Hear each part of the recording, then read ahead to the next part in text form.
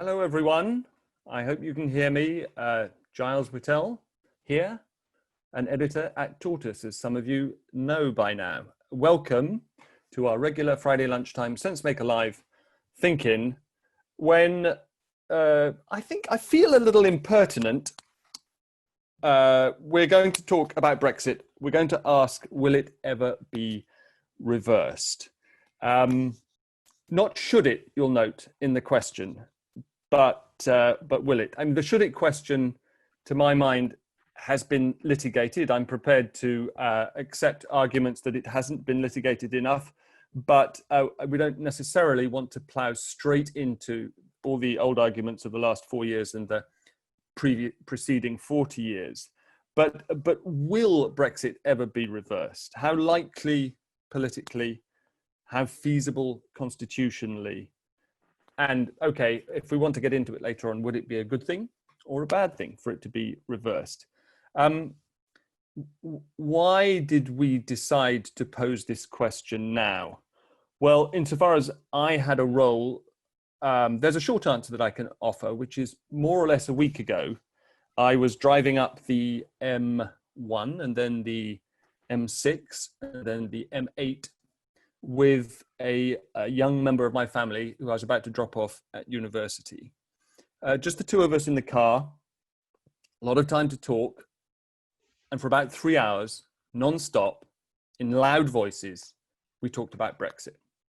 And I was quite exhausted by the end of it, but I realized that I still find it all-consuming. So that's the short answer. Again, insofar as I had a role in choosing what we talk about today. But there is a fuller answer, and let me break it down very briefly. First of all, Brexit is happening in about 15 weeks. I mean, in a sense, it happened on January 31st in a technical sense this year. But, you know, despite a 4-year campaign to stop it happening, despite COVID, which many people thought might turn out to be an excuse for another postponement, it's happening. It'll change the way we live in ways that are foreseeable and unforeseeable. And I think it's fair to say that people and businesses will make long-term decisions based on the extent to which they see it and feel it as being permanent or otherwise. And so will countries. I mean, we've just seen this morning and over the course of the week, the United States unite on this as nothing else in the era of Trump. On both sides of the aisle, you've got senior politicians, including Trump's Northern Ireland envoy today, Mick Mulvaney, saying they will not countenance a withdrawal arrangement that jeopardizes the Good Friday Agreement and puts a border on the island of Ireland. So countries are watching this very carefully as well. And there could also be a feedback loop whereby, and this is something that we've discussed in a previous Friday Thinking, Brexit leads ultimately to the breakup of the United Kingdom, which entrenches a pro-Brexit majority in England and thereby makes it a distinctly permanent arrangement, at least south of the border. I'd love to get into all that and also what I think of very broadly as the democracy question. Has Brexit been a boon for British democracy or a disaster for democracy more broadly? Clearly, there was a vote, and we've got some slides which we'll get to in a little bit, which just remind us of some of the basic numbers. And we have democratic obligations that flow from that. But as a former Moscow correspondent, I'm also struck by the damage, in a sense, that the erosion of the EU as one of the world's great democratic blocs might do to the whole idea of democracy as one of the mechanisms that we've come up with for running countries in the eyes of people like Putin. Everybody, please get involved. You know the drill, or if you don't, I'll just remind you, you can type in the chat by clicking on the chat. And my colleague Zav Greenwood is there, and please pile in. And if if you say interesting things, we may invite you to articulate them verbally, but there's no obligation.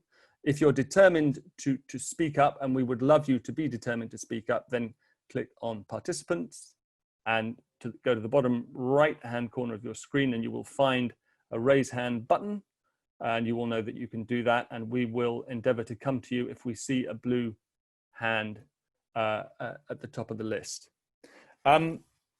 Sometimes we start with a sort of question to make sure you're paying attention. I'm not going to do that now. I'm going to come first to my old colleague, Raphael Hogarth, who's very kindly joined us. Full disclosure, he became at a shamingly young age the Times' go-to person for the detail of Brexit when we were both working there. And will presumably in due course, you very sensibly now decided to be a lawyer rather than a journalist, and will presumably be Chief Justice of the Supreme Court in due course. But in the meantime, very modestly, you said, as we sort of agreed terms, that you couldn't predict what was going to happen, but you could hazard a guess at what's going to happen next in terms of process. There are clearly a lot of unknowns, and how the country could get back into the EU if it wanted to.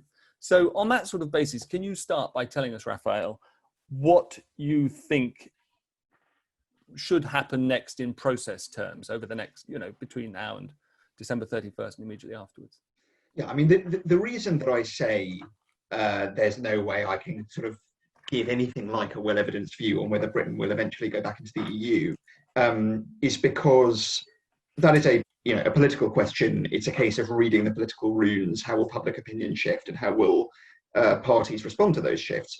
But I suppose what it's easier to say something about is what conditions would there have to be for those politics to bite and actually result in re-entry?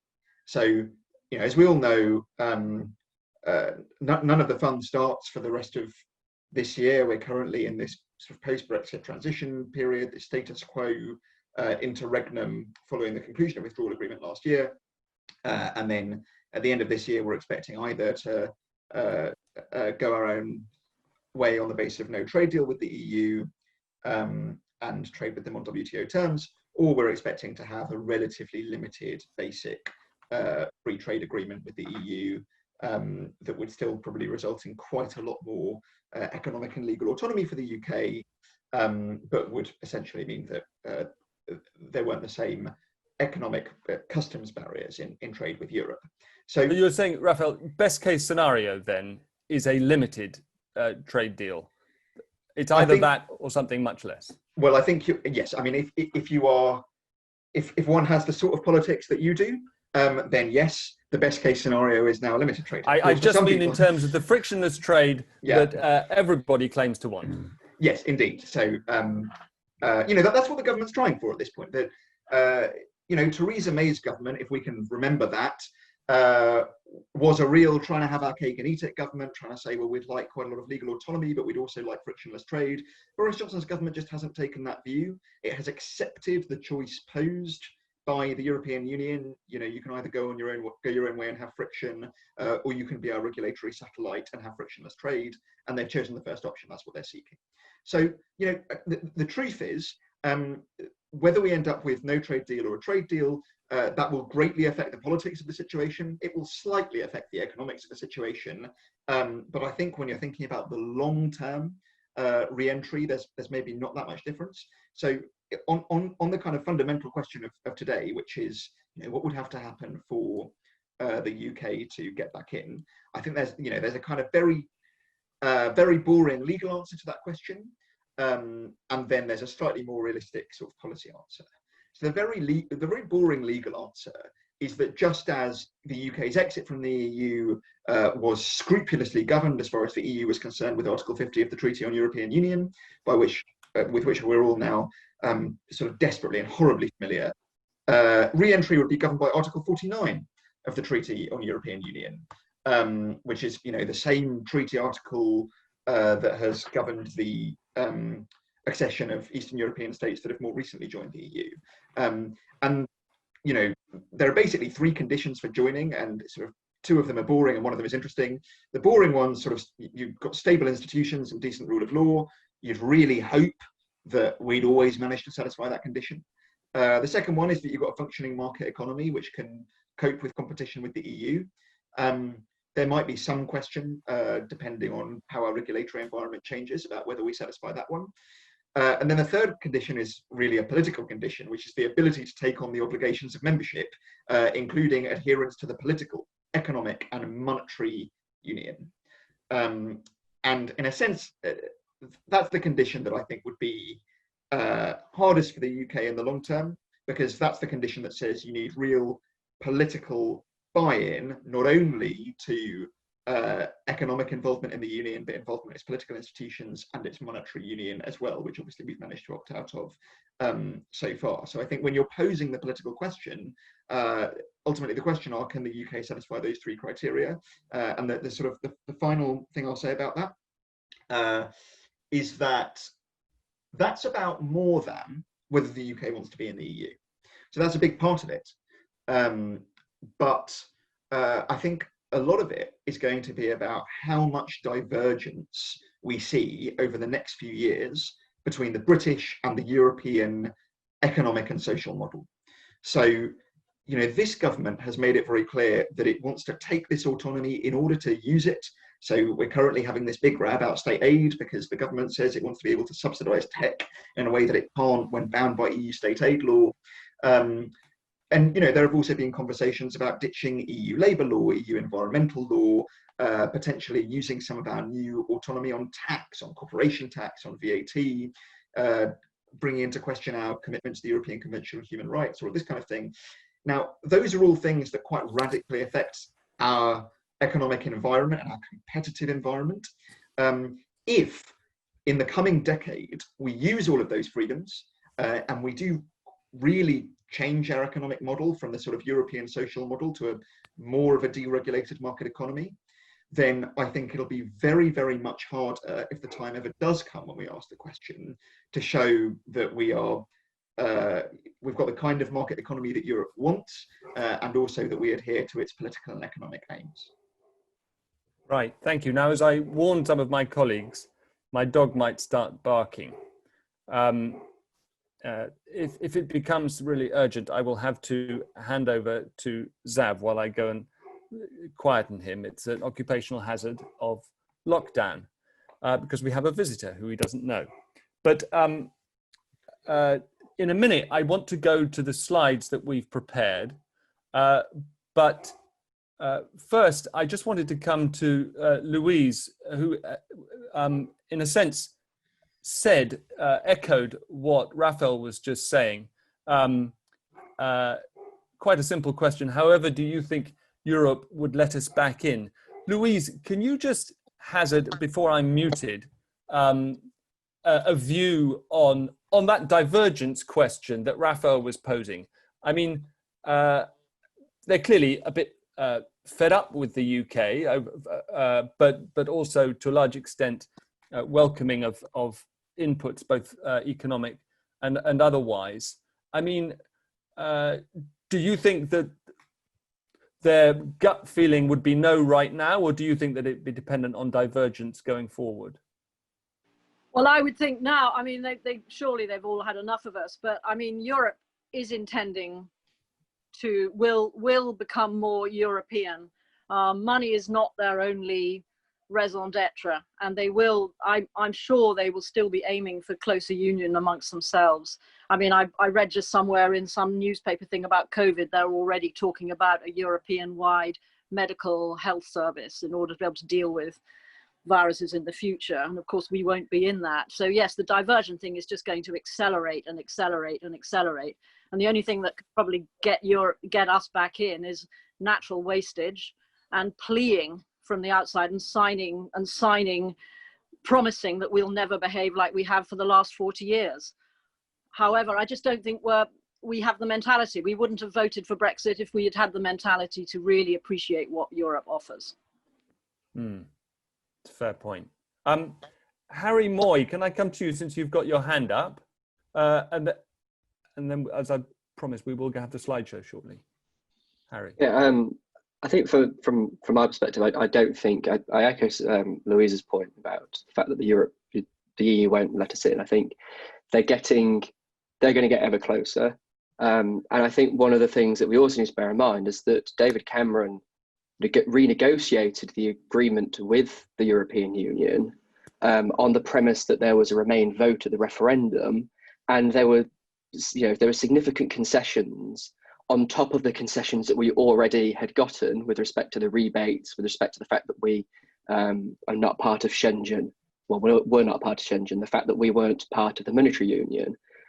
I can't see us going back in without us having to opt into all those things that we originally opted out of, and I just don't think that will go politically well. I can't imagine people wanting to get rid of the pound. And then also just a thing about the question you asked about democracy with respect to the referendum. I think that this referendum has been the referendum was a massive turning point with respect to British democracy, because I think it's just made things so toxic. I think it's made things so divisive. It's got to the point now where people of different political views almost can't stand one another. The idea that somebody votes another way means that they're an enemy or something like that. It just feels so divisive, and it just feels like it's getting much worse as a consequence. And with that part, I can't see that healing anytime soon either. It's a really interesting point, and I'd like to come back to that before the hour's out, because much as I have my own personal feelings on this, professionally one has to put them to one side, but I do hope long term that we can learn to live with each other once again. It might be a good point now, if we can, to remind ourselves of the basics of how we got to where we are via a few slides. Zav, can we put them up? Here we go. Thanks, Imi. Yeah, so I'm just going to run you through these. So this was what the government said in April 2016 when they kind of came out and said, we would like to remain in the EU. They did say, this is your decision. The government will implement what you decide. And obviously, over the next few years, when what was happening with Brexit was up in the air, this was a kind of oft repeated statements which Brexiteers would go back to remind people that the government was very clear that the government was going to implement what the vote was. And then the next slide is a quick reminder of the vote itself. So people say it was the biggest, biggest democratic mandate in history. I think it wasn't quite the biggest turnout in history, but in terms of the number of votes for a single electoral option, the vote for leave, which was 17.5 million people, was the biggest in UK history. And then we're going to go to how people have felt over the past few years. So since 2016, so since the referendum itself, YouGov has been kind of periodically asking this question: if there was a referendum on our membership of the EU, how would you vote? And there has been a kind of small but steady lead for Remain ever since the referendum. Not really an overwhelming one at any point, but a kind of small one. And then if we go to the next slide after that, this is probably the most interesting one because, there's been some commentary recently that Boris Johnson is desperate to keep Brexit in the news and keep his failures on the coronavirus out of the news. And it does seem, at least from this YouGov polling, that there is some kind of success here. You can see that in the past few months, Brexit was this most salient issue at the end of last year. And then obviously January 31st, we kind of moved into the transition period. And then the coronavirus came along. Health became overwhelmingly a massive issue and everyone forgot about Brexit. But you can see that in the past few months, our kind of COVID concerns have perhaps decreased a bit, although they're likely to go back up again, and our kind of concerns with Brexit have kind of rocketed up as it's got back into the news. And then I think we've got one more slide. And so YouGov, after January the 31st, started asking this question, started asking people, should we rejoin the European Union or should we stay out of the European Union? And it seems that if anything is going to unite Leavers and Remainers, it might be don't knows, because the amount of people who actually don't know is rising, I think, as the kind of confusing realities of what it would mean to actually leave the European Union, and even what it would mean to rejoin, how we would rejoin and what that would look like. As those kind of complexities have come to the fore, there's definitely more and more people who simply don't know what we should do. And that's the slides. Thanks, Zav. Thanks very much. In a minute, if possible, I see your hand, William, and I'll come to you. I also want to come to Chris Cook with a question about, you may have your own laundry list of things that you want to raise, but I'm interested to know if there is a polite length of time after a referendum that you have to sit tight before calling another one in these circumstances. But just before we go there, Raphael, I wanted to come back on the particular point that Harry raised of the renegotiation subject to a Remain win, the renegotiation being subject to a Remain win in 2016. That win was obviously not achieved. Was it ever clarified legally on what basis the UK would rejoin the EU if the People's Vote campaign and the sort of the saboteurs won? So what I think when we were having that conversation in Parliament, what the Commission and the Council said at the time, so there are sort of three options for what you get, right? The best option is you get your special Britain package with the David Cameron add-ons, and they said, no, you're not getting that. The second best option is you get your special Britain package with your Euro opt-out and your ever close and so on, but you don't get the David Cameron exit, you don't get opt-out of ever closer union and so on. And I think the view was, yeah, you can have that if you come back in as a result of People's Vote before you leave. In other words, the status quo, what we had. The status quo, what we had before. And then option number 3 was nothing special, you're not special anymore. I think the EU's view is that's what we would get now, because now it would be a matter of rejoining as a third country rather than staying in as a member state. So I think it's not only the case that we have lost the Cameron goodies, we've lost the Thatcher goodies as well. Now, obviously, these matters are political. So if there ever were a serious conversation following a democratic exercise in the UK with the EU about rejoining, then it might be the case that some of that stuff could be put back on the table as a result of political negotiation. But that's not the default position. The default position is, the UK is the Ukraine. Right. And sorry to be so ignorant, but would that involve adopting the euro? Not necessarily. So yes, as a matter of law under Article 49, which I mentioned before, it's a condition of accession at the moment that you are committed to the monetary union. In terms of how long that takes and whether you can effectively stall it forever and have a de facto opt-out, again, that'd be a matter of political negotiation and would probably also be a question of what developments in the coming years in the Eurozone more broadly. But if you're asking what's the default position, what would the European Commission press office say if you asked them now? They'd say, yeah, it's the full Monty.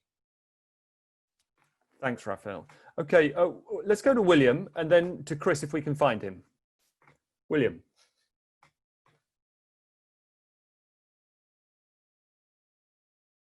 Hello. Yes. Hi. I think it's fascinating, Giles, that this whole question came up with a huge conversation that you had with your son, was that, driving to Scotland? Yeah.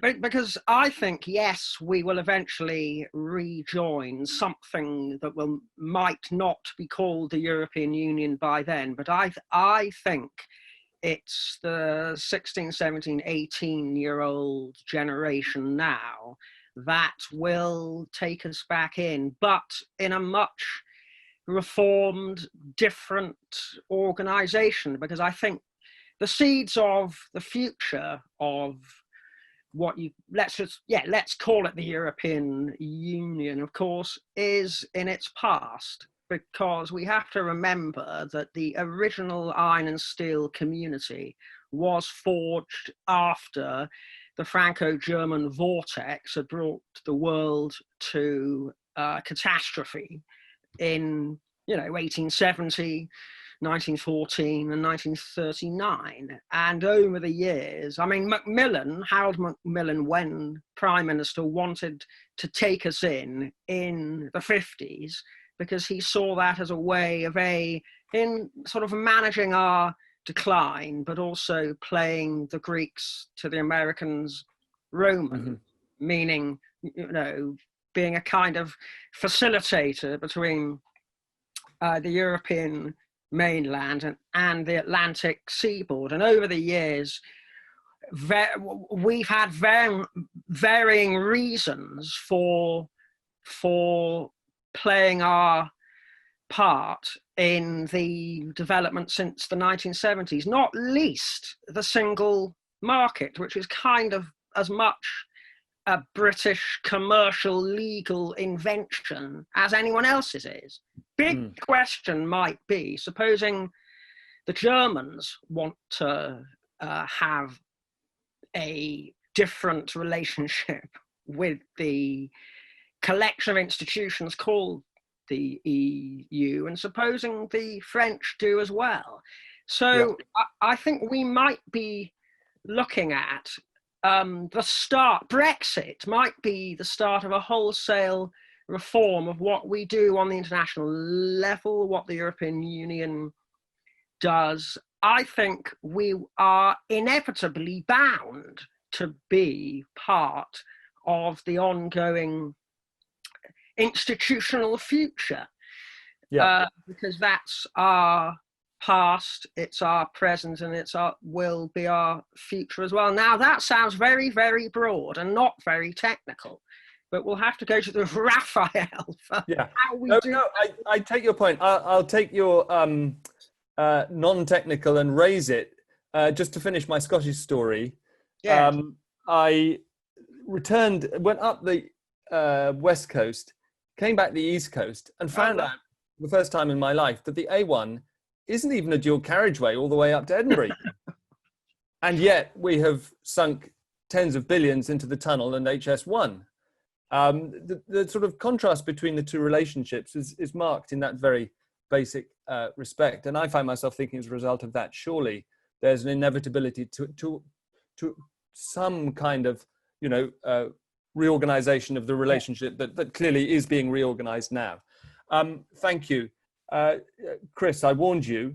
I want to bring you right back to the main question: will Brexit ever be reversed? And if you think it's an impertinent or wrong question, please say so. So sorry, I'm on the way to somewhere, so apologies for dialing in from the pod.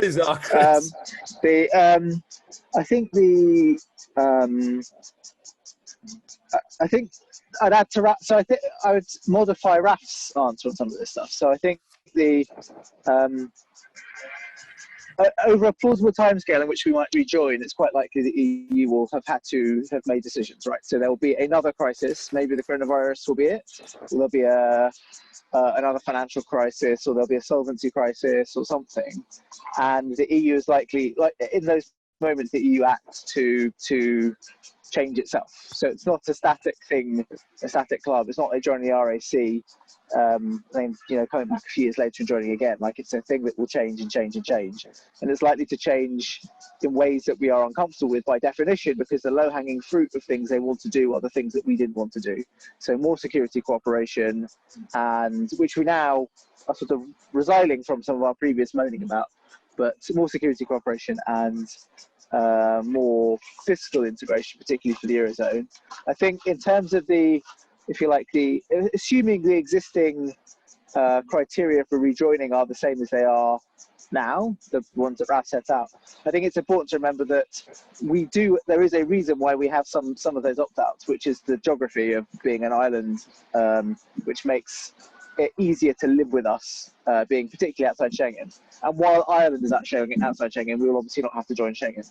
So there's a sort of simple lock on that point. I think on monetary union, it's quite a hard thing to impose while you're not actually still imposing it on the historic membership as well, on joining the euro. So I think the automatic feed through wouldn't that be that obvious in a scenario where we had committed and they wanted us in. Joining the euro strikes me as the kind of thing which could be negotiated away in this sort of hypothetical future. But I think it's a long time. I think it's not plausible for a long time, partly because, God, who could bear to go through this again? And we're going to be dealing with, it's quite likely that I mean, it looks likely that in the next 10 years the country will break up, and they'll be stuck in there's going to be a lot going on, and will people want just another thing to deal with? Mm-hmm. Just on that point of the country breaking up, they say glibly, there's Scotland. Do you think the status of Northern Ireland will change fundamentally vis-a-vis the mainland and Dublin? No, not really, because I think if you look at the Northern Irish Life and Time Survey, which is the best cross-cutting survey of Northern Irish society, the ball is moving at the moment, right? There was a now big Catholic middle class who are basically very cool on nationalism and are drawn to things like the BBC and the NHS, and no one is really campaigning there's no pro-union campaign in Northern Ireland in the sort of sense that one that is trying to win over moderate nationalists. But even without that, those people are still not convinced of the case for joining Dublin. So I think there's a lot of sort of glib assumption that it will inevitably come crashing down. I think there's the medium-term reason for believing that all of this will accelerate the unification of Ireland is the twofold. One is that the strain of Brexit and the pain of it is just going to make it feel sort of basically administratively easier to be part of Ireland. There'll be less, there'll be an increase in fuss and sort of political stress. And the second is we've had really profound displays over the last 4 years of how little Great Britain's politicians care about Northern Ireland. Like, they really, if you're a union, there's a Tom Paulin poem about being a unionist in London, about how everyone in Northern Ireland thinks you're British, and everyone in Britain thinks you're Irish, and that's going to be amped up if Scotland leaves the union. I mean, it's worth remembering there are basically half the Protestants in Northern Ireland are Presbyterian. There are basically no Presbyterians in England. I mean, the ones that are here are basically Scottish.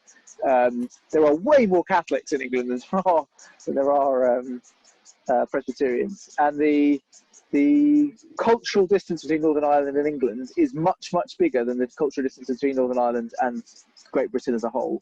And that may be something that makes moderate unionist opinion basically soften towards Irish unity.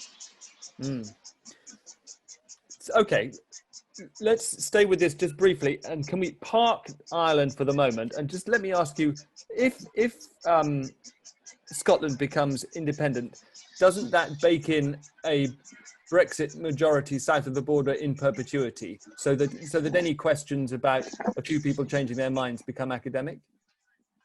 I think you have to sort of. Well, I don't actually. It's quite windy out there. You've got I some think you have lovely to nature noises as well there. No, sorry. No. I think you have to see. It's very difficult to answer the question if we remove Group X from a political unit. How will the remainder behave? Because we don't know that, for example, English conservatism has been shaped by the continual presence of the basically only very slightly leftier Scottish voter, right? So I think you have to, like, the bet that we will just elect English conservatives who are used to leaning against Scottish internationalist left-wing Labour politicians is quite a bold one. It's not obvious to me that will be true, but also as I think William said, there is a big generational divide here. So the single most important fact in England is about English politics and English society is the fact that we introduced the GCSE in 1987. And before that, only a minority of people had recognised qualifications when we left school. We didn't have school inspection. The young people who are coming through the education system today having an entirely different experience of political formation than people who are even my age or 50 or 60. We are going to have the most accelerated generational divide driven by education, basically of anywhere in the Western world, because England basically didn't sort out its education system until the 80s. All right, that's a really interesting point. It's worth pointing out, like, we in 2000, in the year 2000, only a third of kids got 5 GCSEs, which is a level that was reached in the United States in the mid-century, right? Like we are 50 years behind some other countries on basic literacy and numeracy in terms of our progress at getting people ahead. Thanks, Chris. I want to take that point about education and lob it as diplomatically as I can. If we can go to Sigurds, if I'm pronouncing your name right, who the reason I want to come to you is because you've raised the whole question of hostility towards immigration in the chat. And I wonder, listening to Chris, whether you feel there might long-term be a correlation between the kind of educational reforms that Chris has just been describing and a new mindset emerging in the younger generation in this country that might be more receptive to the idea of not just sort of grudging European membership, but an actual embrace of a European identity? Well, I very much hope so. I think it's quite clear that not only is there a big split in the way that the younger generations vote, but also in their attitudes towards Europe, which of course may be causally or otherwise connected. I'm very hopeful in the long term. Whether I'm 67, whether we rejoin in my lifetime, I hope it's still possible. I'm beginning to have doubts, but I think yes, in the long term, the generations that are now taking over will definitely want have closer cooperation with our continental European neighbours. I think that's inevitable.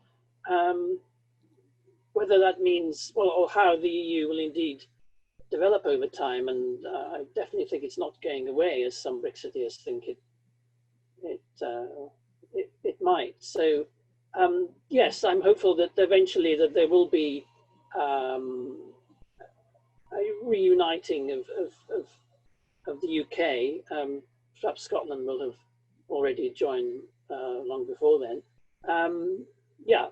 In the long term, yes. In the medium term, I'm beginning to have doubts. I think it will need a very big change in the way that we organise ourselves. Fair voting and all that sort of thing before the UK is ready in the medium term to pick up its European responsibilities. Do you think, in the meantime, it's incumbent on people who voted Remain, in the interest of the kind of healing that Harry was talking about earlier, to finally accept that they lost? Let's recall the numbers in slide 2, I think it was. Accept that nobody likes to be told that they're wrong or stupid or bigoted. Accept that there is some intrinsic value in a democratic mandate because it's democratic, even if it was crude. And accept that if the country does ever rejoin a European Union, it will be after a long time and after a lot of people have been given as much time as they want to change their minds? Well, yes, it was a democratic mandate in the sense that more people voted to leave than to remain. I think we've got to examine just what sort of dirty money was involved in all this, and the lies that people were told in order to persuade them to vote. No, that doesn't, to vote to leave doesn't imply that they're stupid. It simply shows what the forces were behind the Leave campaign. So yes, we the Remain side lost, but did we lose in a fair way? No. And for instance, I think Keir Starmer's playing a very clever game in trying to desperately not mention Brexit, or we say, oh yes, we must get it done. But in the long, I think you can't maintain that. This is what Labour did wrong last time. They tried to sit on the fence for far too long, and I think in the end you've got to take a clear position and say, well, look, yes, we lost, but the arguments for remaining are still as strong as they ever were, and what Brexit will bring after the end of this year will just make that far more obvious.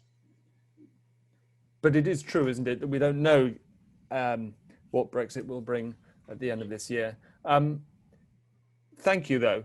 Can I come to John Edward? I think, John, you spoke at our last thinking on this subject. It was more directly on the subject of the future of the union. But as you've put in the chat, that you never called anyone daft or racist, but pointed out the many potential shortfalls of not actually working out what Brexit was for. I'm interested to know, in your sort of frontline experience of having those conversations, did you find people changing their minds in numbers or actually entrenching? I think there was very little changing of minds. I think that majority of Scotland, which had made its mind up from the very beginning, didn't go one way or the other, bearing in mind that 1 million people in Scotland voted to leave, which is something that the Scottish government, I think, overlooks at its peril.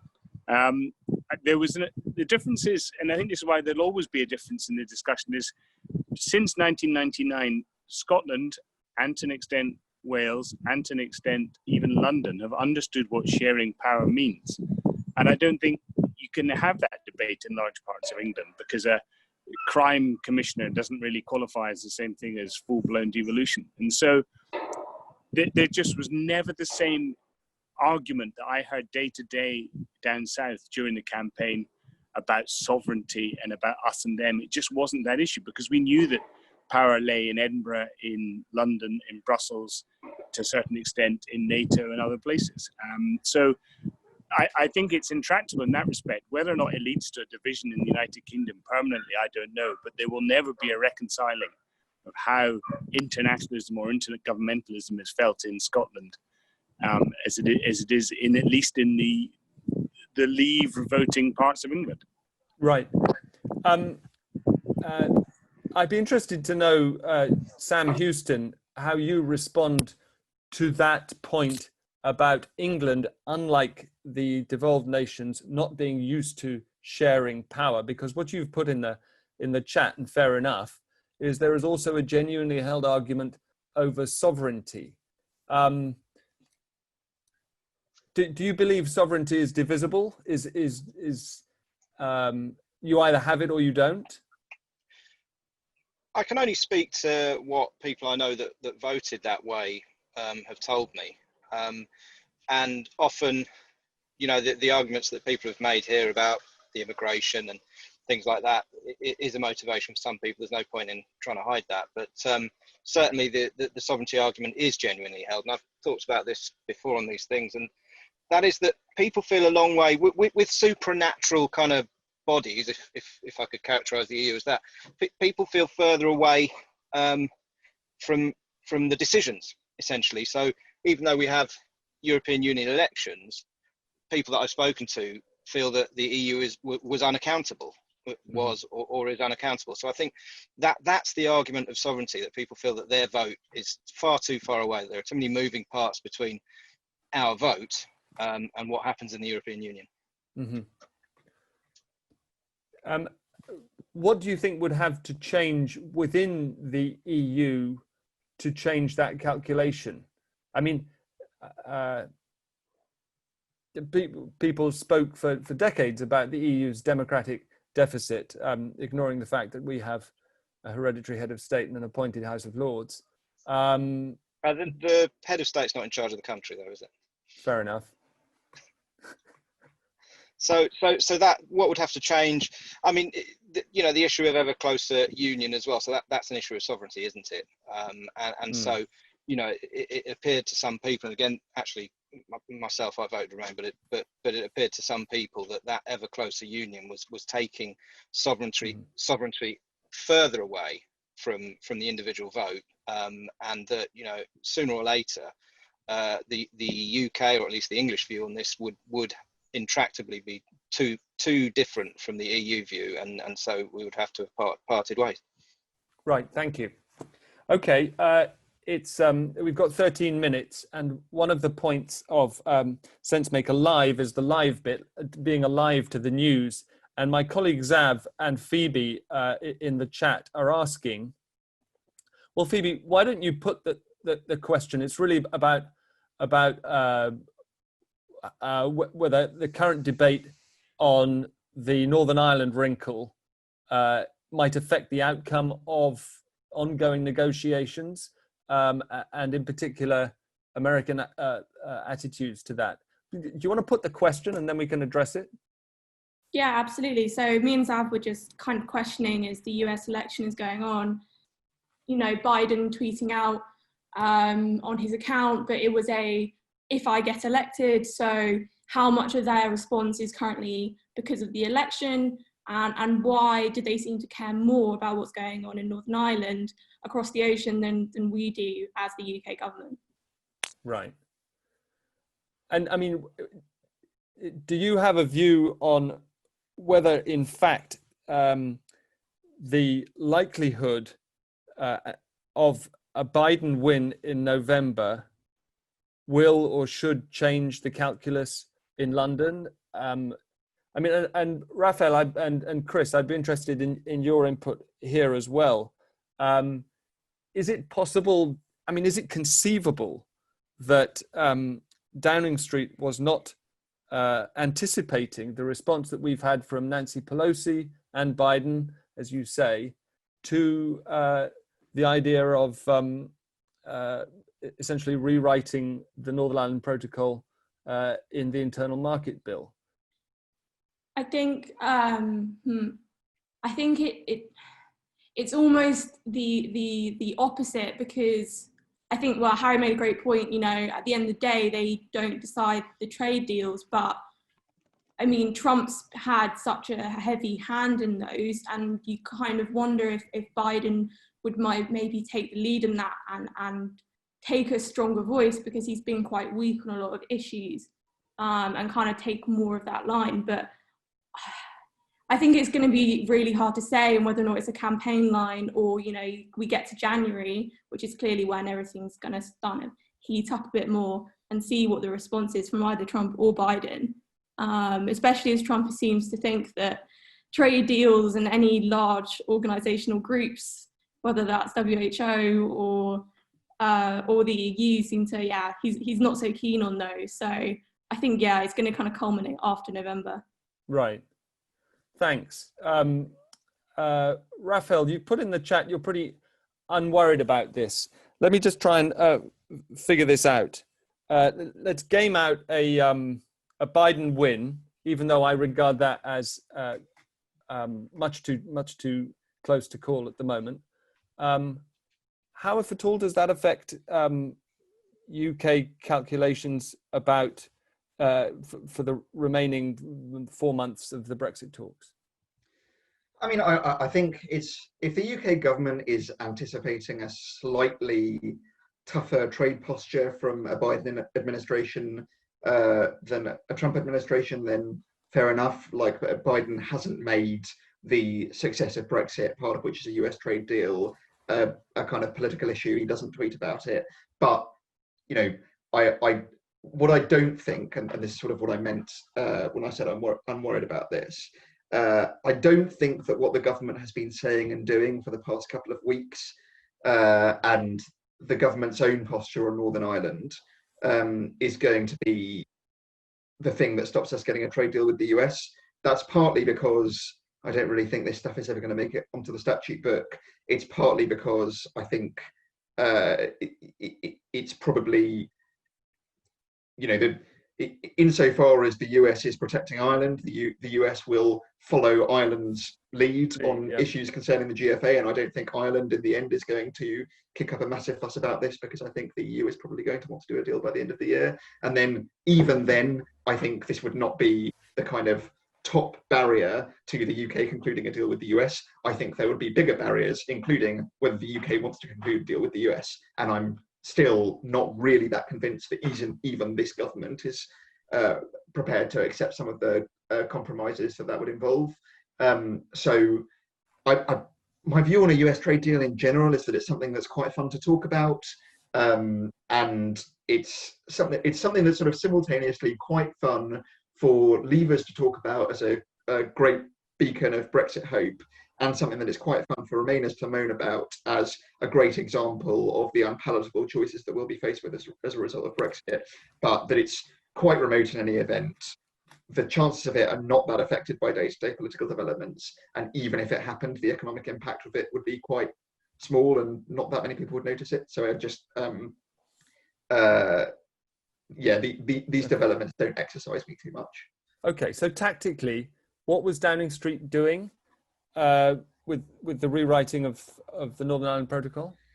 As briefly as I can, I think there are kind of like 3, possibly 4 theories floating around on why this is, and to be honest, I don't really know which is right.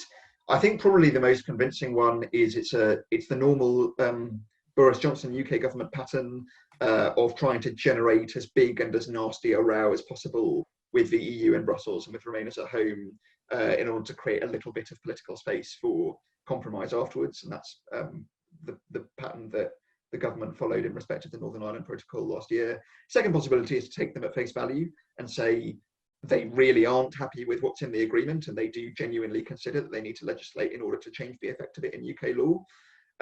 What they said initially publicly, and I think those close to number 10 have continued saying privately, is that somehow the internal market bill was supposed to give the UK greater leverage in negotiations with the EU.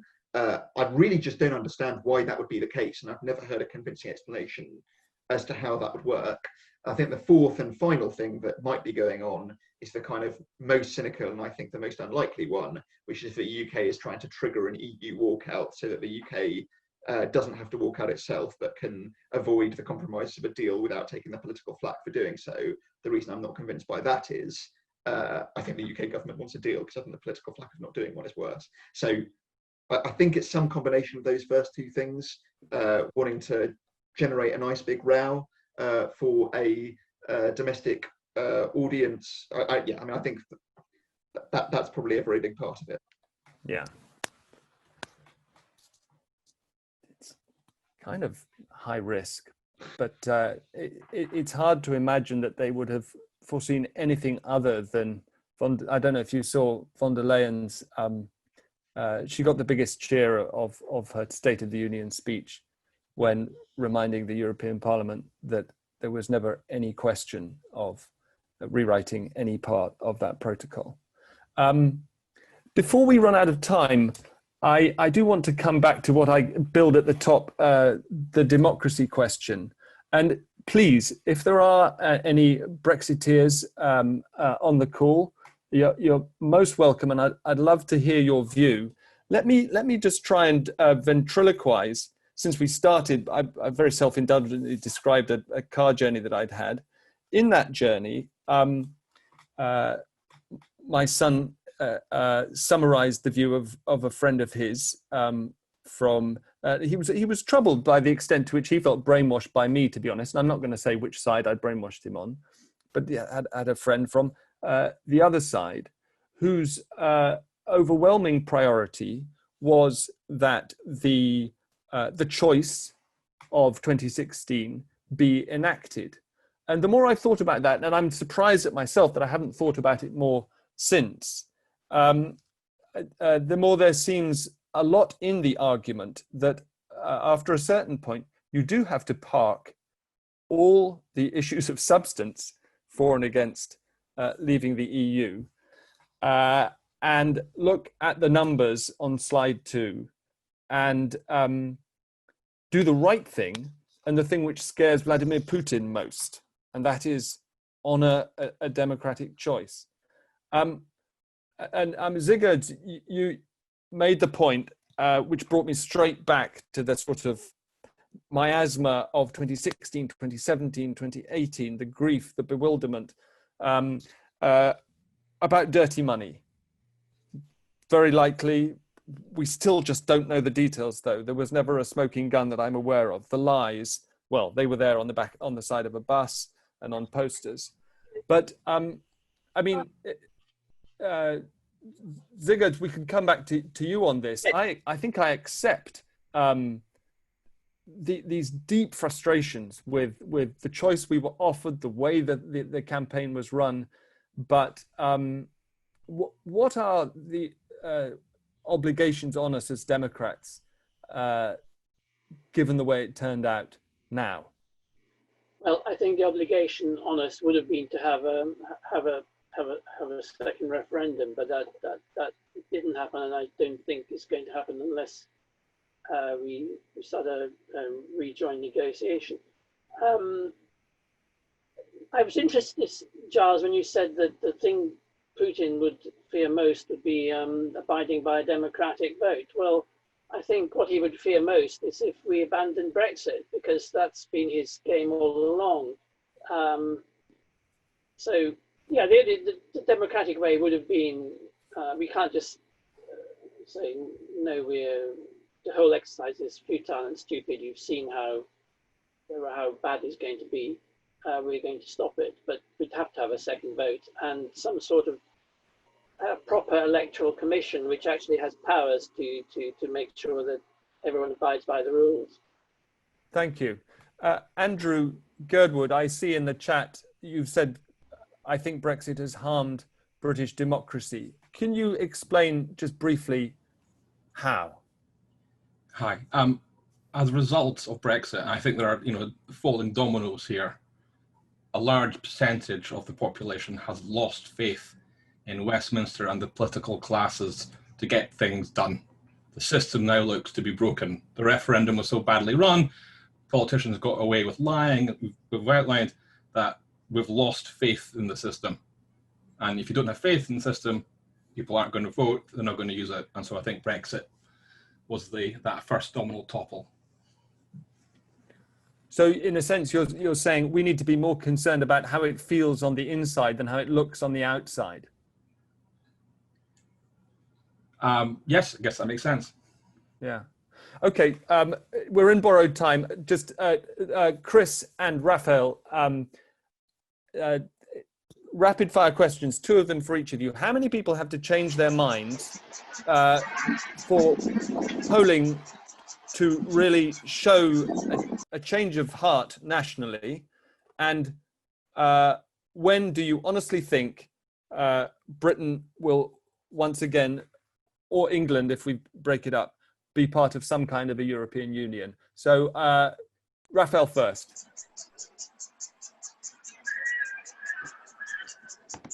Sorry, I think I was muted. In terms of how many people have to change their minds, I really don't know.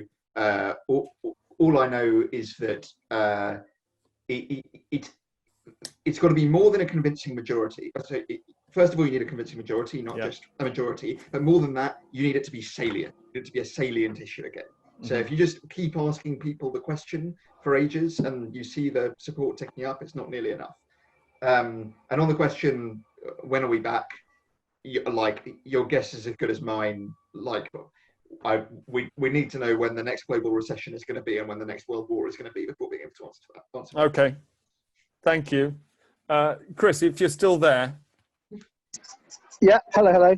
I think a good model for this is John Hume, as in all things, who the SDLP's theology on the unity of Ireland is that they don't ever want to win by 50% plus one vote. They want the vote to be won by such a margin that it's the clear and settled will of the Irish people to reunify, because they don't want the situation where they're coping with, say, several 100,000 or million people who are unhappy with their new status. And so a world in which we're sort of south of 65% for rejoining, I think is the worst thing would be to rejoin by 52-48 and then have another 30 years of fighting about it. The settled will is a useful concept on that. When might it happen? Well, like a few decades of slow growth plus what one might euphemistically call generational renewal we'll probably see it ticking up. But yeah, 20 years. Thanks, Chris. Great to have a round number. Thanks, everyone. It's rare, I think, that you get a clear answer to the question posed, but I think we have one. Will Brexit ever be reversed? I think the answer is no, because even if something happens that effectively reverses what has happened in the past 4 years, I think people seem pretty much agreed that so much will have had to change globally, in the UK, and possibly in Europe itself for that to happen, that it won't be a reversal of the process that has just happened. Raphael just ended with the point that it has to be salient again, which reminds me of slide 4. It is salient again. It's coming at us very fast. We may not notice it if COVID is even more of a preoccupation when if they all peak at the same time in December. But I think it's been really interesting to go back over some of this stuff and try and look forward again. The question that Harry raised about how we heal, we have not resolved. Perhaps that's one for another think-in on another Friday afternoon. But in the meantime, we've run over a little bit. Thanks, Raphael. Thanks, Chris. Thanks, all of you, for taking part. We do need to get better at raising blue hands. But in the meantime, I'm very happy to come to all of you who express your views in the chat. And thanks those of you who've done so and have then agreed to have the camera point at you. See you next week. Thanks very much. Have a good weekend.